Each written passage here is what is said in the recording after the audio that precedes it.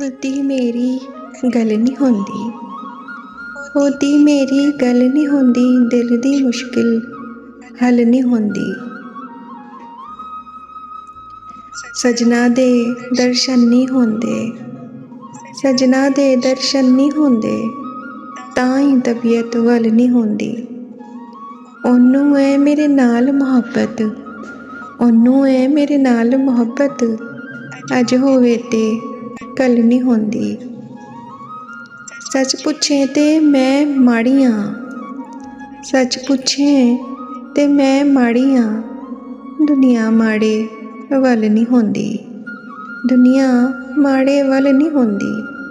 ਉਹਦੀ ਮੇਰੀ ਗੱਲ ਨਹੀਂ ਹੁੰਦੀ, ਉਹਦੀ ਮੇਰੀ ਗੱਲ ਨਹੀਂ ਹੁੰਦੀ।